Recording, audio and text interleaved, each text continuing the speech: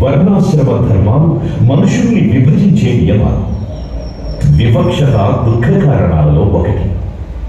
మీ ధర్మం దుఃఖ నివారణ కోసమే కదా భగవాన్. మీరు రాజ్యాన్ని త్యజించారు, కఠినమైన తపస్సు చేశారు, ధర్మబోధ చేస్తూ భిక్ష మీద ఒక్క పూట ఆహారంతో జీవిస్తున్నారు. బ్రాహ్మణ, క్షత్రియ, వైశ్య వర్ణాలు మీతో కలిసి నడవవచ్చు, ధర్మ ప్రచారంలో భాగం కావచ్చు. మరి మీ ధర్మంలో శూద్రులకు, పంచములకు లభించే స్థానం ఏమిటి భగవాన్?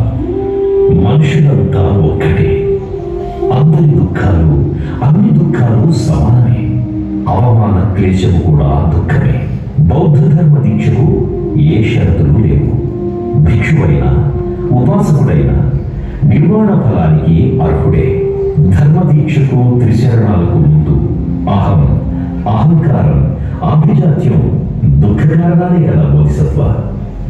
భిక్షు స్వీకారానికి వాటిని త్యజించడమే అర్హత కదా.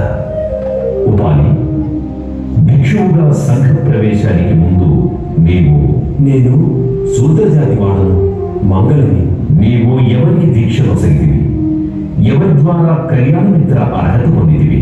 నేను క్షత్రియులైన దేవదత్తులకు, ఆనందులకు, శాక్యరాజ్య బంధుకోటికి త్రిశరణాల ఉపసంపద నొసగితిని. వారి గురువుగా వారి నుంచి పాదాభివందనాలు పొందగలిగితిని వంతే.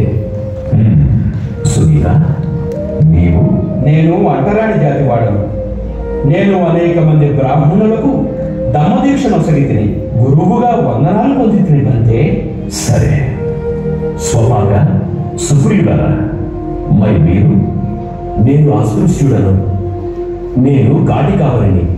చంద్రుడు రాజగురువులో గుర్రాల సంరక్షకుడు, శూద్రుడు. ధరణీయుడు కుమ్మరి.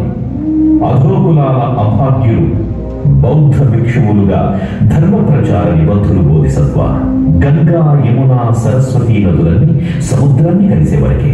తరువాత వాటికి అస్తిత్వం లేదు కదా. అన్ని వర్ణాలు, అన్ని కులాలు, అందరు మనుషులు దుఃఖ నివారణకు, నిర్వాణ ఆనందానికి అర్హులే బోధిసత్వ. బుద్ధుని మార్గం దుఃఖ నివారణ మార్గం, ఆత్మగౌరవ మార్గం. భగవాన్, నాకు కాంతిపథం అవగతమవుతున్నది, అనుభవంలోకి వస్తున్నది.